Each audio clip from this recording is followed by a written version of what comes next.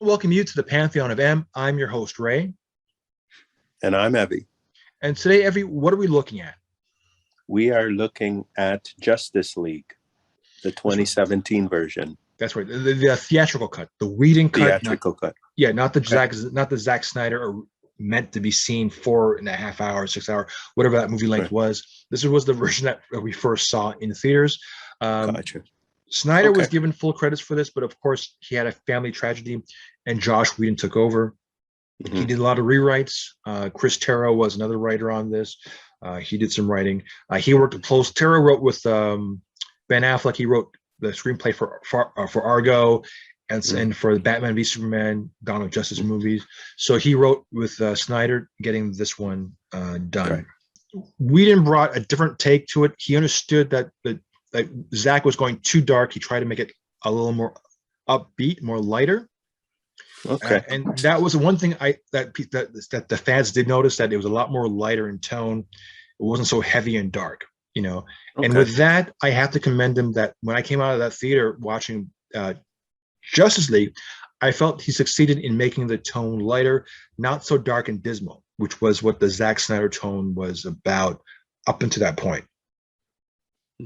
Now, of course, Infinity War came soon after that, and basically we forgot about Justice League, and Justice League only made like $500 million. Ant-Man almost made about as much money as Justice League, so that kind of tells you how bad it did in the box office.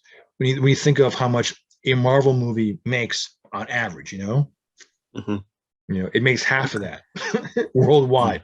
Like what?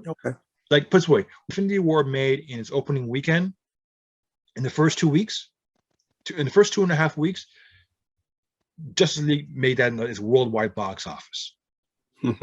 Right, so it's not that good. It looks pretty bad. I gotcha. But yeah, your thoughts was, you didn't understand it. It was pretty unclear to you. And what else was wrong with it? What was the things that you found wrong with this movie? I would have liked to know, or to have other superheroes in it that I understood. Can you give an example of what kind of hero you would work with, or you think would work in this case? I don't know. I would say that Iron Man. Well, I guess that's not DC. So you know, so just superheroes I've known. Okay. Not others that I have to say, who is this? Oh, okay. Anyway, or just mix people, or just have some DC and some Marvels maybe popping in there. Yeah, that unfortunately you can't do that, and I can't put my finger on what it was that didn't work. But you're right. I mean, it's a little muddled. You know, the character of Steppenwolf. I mean, people, when you look at Thanos' character, the graphics of that compared to the graphics of Steppenwolf, day and night. You know, one looks like a really bad CGI, a really dark CGI. The other one looks like very realistic. You know, I mean, of how to do things right versus how not to do things. You know, there's a right way, and then there's a DC way. You know, it was like one of those things where it's just nothing they could do got it right. You know, and when you compare this to Marvel, literally on every step of the way, you know, they never the lessons that was supposed to be learned was never learned.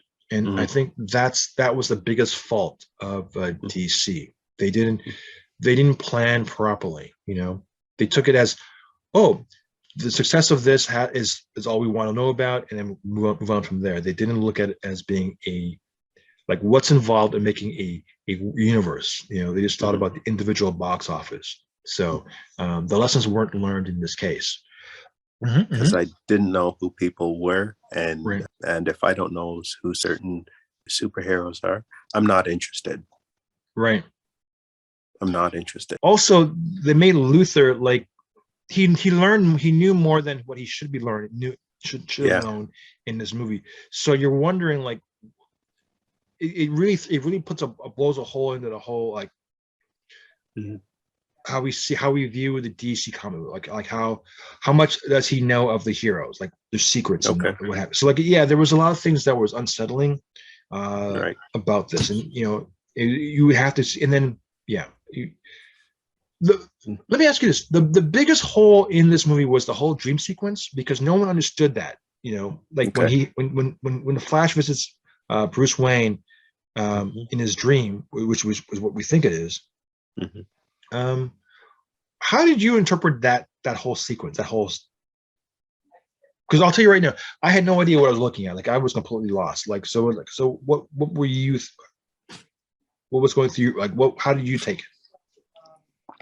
I was thinking, who is that guy with the misshapen head? Did you What's think his that? name? Did you think I was a Flash? Yeah, like I don't know. The whole sequence was like, okay, who is this guy? Mm-hmm. You know, put in people I know, please. Mm-hmm. Anyway, the whole thing, I don't know. I didn't work for me.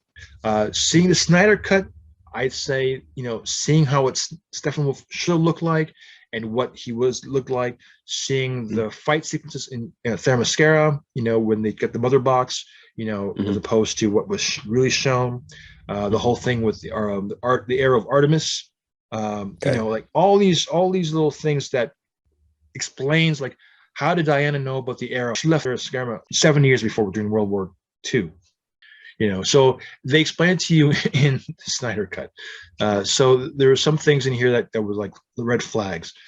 Okay. Yeah, because while we're going to end this up, before we go, I'm going to show a clip of Ray Fisher at Toronto's Fan Expo, and about Okay. his discussion of the scene, because he's playing it sort of like a certain way at the graveyard scene where him and Flash are digging up the body of Superman.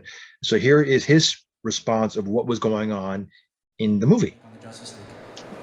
One of my favorites, I actually liked shooting the graveyard sequence when we were out at the Kent farm. And one of the reasons why is that was like one of my first night shoots I'd ever experienced. And this may seem like a weird kind of like counterintuitive enjoyment, but I remember the first time, like usually you're like, okay, we're gonna work from 6 a.m. to, however late, like 8 p.m. or whatever, right? But this is my first like overnight. And I don't know if anybody here has ever like worked an overnight job, but there's a different rhythm you kind of have to get your body into to be able to stay up all night when you're not just out hanging out with friends. And so I remember sitting there just being like, I think I'm literally falling asleep on my feet, right? Like as we're shooting some of this stuff, because it takes a while to set everything up. And so like that sort of like tired look that you see with Victor is me actually just being like, I think I may fall over. Like I don't really know what's happening, but like that experience of having to like try to switch the rhythm and do something different was really fun for me, because I'd never encountered that like period outside of the one time I worked an overnight when I used to work for a department store back in the days, and that's a whole different beast. So anything that like lets me do something, even just physically, not even character-wise, but just physically, that's just like different. Like I'm all about that.